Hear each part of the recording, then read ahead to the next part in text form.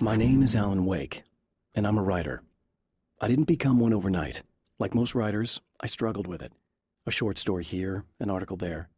Then I got lucky and spent a year as a staff writer on the Night Springs TV show. It wasn't the great American novel of my fantasies, but it taught me discipline and craft, and the difference between wanting to be a writer and actually writing. Mr. is a twisted copy of me, powerful and dangerous. But I know I can fight him. I don't think anybody else can. They don't understand what he is, what he represents, or that all the horrible things he does here are almost insignificant compared to what he will unleash on Earth given the chance. But I've survived the dark place, and it has taught me things. How to cope, how to stay sane when the world goes crazy. He's 2 steps ahead of me, but I can find him, and I believe I can stop him. The reality we take for granted is softer, more adaptable than we think. Under correct conditions, you can reshape it, turn it into almost anything you want. When it happens, almost nobody notices. It's not that we forget, it's that after the change, there's nothing to remember. Only those who have been directly touched by the powers that can shift reality are aware of the changes. Many are driven mad by it. Others can cope. I'm one of those people. And I know how to wield that power to rewrite reality.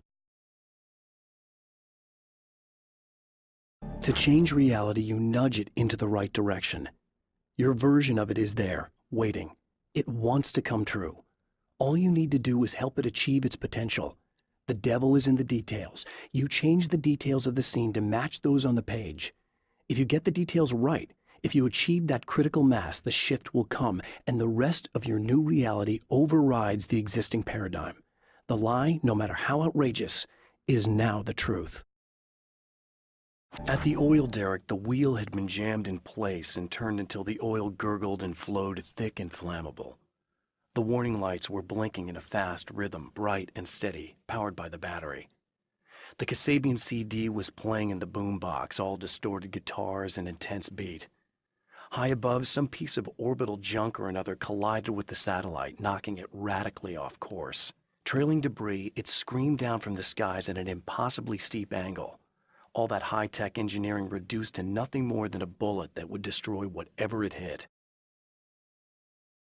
I know that when I arrive, the clarity of vision I have now may disappear. I've made my plans. I prepared for this. But I know the transition from the dark place will be hard on me. And not just physically. It may affect my mind, my memory. These pages should help me remember and focus. That's worked for me before. Even if that fails, I think I will be able to trust my instincts. I'm navigating my own story. I'm hoping I'll know where to go and what to do, even if the details elude me.